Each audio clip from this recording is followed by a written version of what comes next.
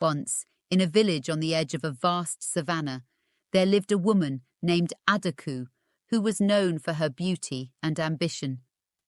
Adaku had a daughter named Amara, a quiet and gentle girl who followed her mother everywhere, her large, curious eyes watching as her mother worked tirelessly to keep them fed. They lived in a small hut made of mud and thatch, and their lives were simple, often strained by hunger and hard work. Adaku longed for a better life, one where she would be respected and admired, where she would have fine clothes and enough food to eat. Each day she would sigh and tell Amara, "If only we had wealth, we would no longer have to live like this. Someday, I will find a way to bring us fortune." As the years passed, Amara grew into a beautiful young woman, her presence as calm as the dawn. Her beauty and grace were known throughout the village, and many young men came with gifts, hoping to win her heart. But Adaku was never satisfied with the gifts they brought, for she dreamed of riches far greater than what the villagers could offer.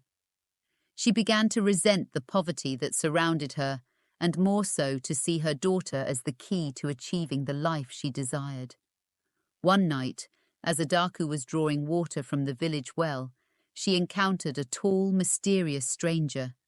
His clothes were unlike anything she had seen before, rich with bright patterns and gold trim. His skin was dark as night, and his eyes gleamed with a strange light.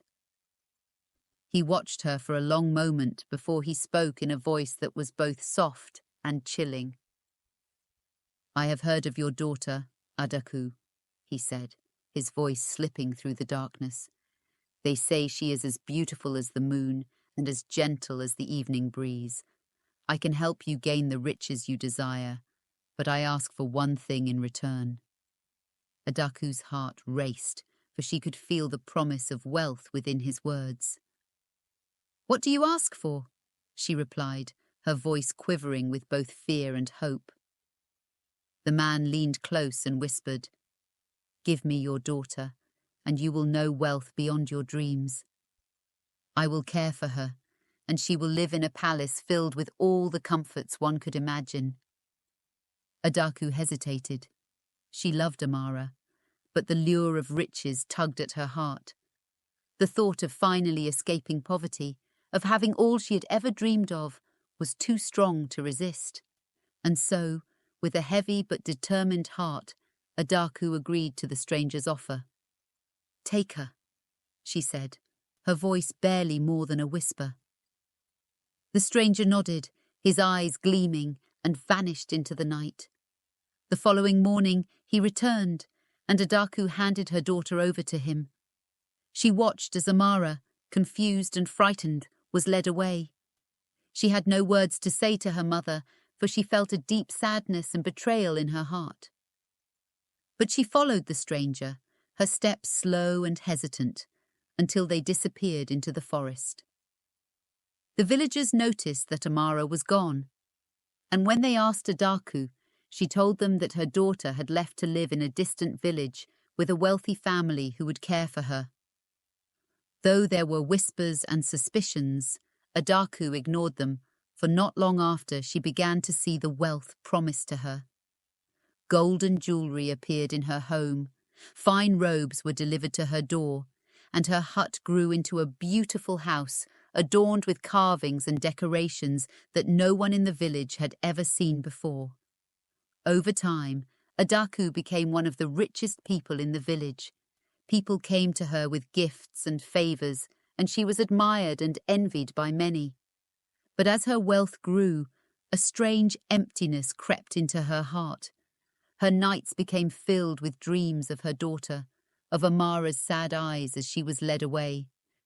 She would wake in the middle of the night, drenched in sweat, haunted by the memory of her daughter's silent plea. Years passed, and Adaku grew older. Her once beautiful face became lined with worry, and her wealth, though vast, brought her no peace. She tried to ignore the emptiness within her, filling her days with feasts and fine clothes, but nothing seemed to quiet the voice in her heart that whispered of betrayal. One evening, as the sun dipped low over the savannah, Adaku saw a figure approaching her home. The figure was cloaked in a familiar dark robe, and as it drew closer, she realized it was the stranger.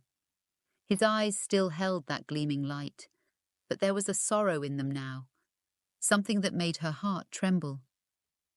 "Adaku," he said in a low voice, "I have returned, for it is time for you to understand the price of your wealth." Adaku's voice shook as she spoke. "I gave you what you asked for. I gave you my daughter. Why do you come to me now?" The stranger's face softened and he said, "You did not give me your daughter, Adaku. You sold her. You sold her spirit, her laughter, her freedom. She did not live in a palace. She was taken to the realm of the forgotten, a place where the souls of those betrayed by loved ones wander in sorrow." Adaku fell to her knees, her body trembling as the truth of her actions washed over her like a storm. Her wealth, her fine house, her beautiful clothes, they had all come at the cost of her own daughter's spirit. Tears streamed down her face as she realized the true price she had paid. "Is there nothing I can do to bring her back?" she begged, her voice choked with grief. The stranger looked at her for a long moment, his face filled with sadness. "There is one way," he said, "but it will require a sacrifice greater than any wealth." Adaku nodded without hesitation, willing to do anything to make amends. "I will do whatever it takes," she whispered. The stranger nodded and led her deep into the forest, to a place where the trees grew thick and the shadows lay heavy. They arrived at a hidden clearing, and there, in the center, was a pool as still as glass, reflecting the stars above. "Step into the pool," the stranger said. "Give yourself fully, and only then will her spirit be released." Adaku took a deep breath and stepped into the cold water. As she waded deeper, she felt a strange heaviness fill her, as though the weight of all her years, her regrets, and her betrayal were pressing down on her. She took one last breath, looked at the stranger, and let herself sink beneath the surface. When Adaku's spirit left the pool, she found herself in a misty world, surrounded by souls drifting like shadows. Among them was Amara, her face pale and sorrowful. Adaku reached out to her daughter, her heart filled with regret. "I am so sorry," she whispered, her voice breaking. Amara looked at her mother, and a single tear fell down her cheek. But she took her mother's hand, and together they began to fade into the mist, at last finding peace in each other's forgiveness. Back in the village, Adaku's house fell into ruin. Her riches disappeared, her fine clothes turned to dust, and all that remained were whispers of a mother who had sold her daughter's life for gold. The villagers told the story for generations, a cautionary tale about the dangers of greed and the price of betrayal. And so, the spirits of Adaku and Amara faded from memory, leaving only a tale to remind those who heard it that some things are more valuable than wealth, and some sacrifices can never be undone. Thank you so much for watching. We hope you enjoyed this story and felt the excitement and emotions within it. If you liked it, please subscribe to our channel for more amazing tales. Don't forget to like the video and share it with your friends and family who love stories too. We'd love to hear your thoughts in the comments. Your support means a lot to us. Thank you for being here and for helping us keep these stories alive.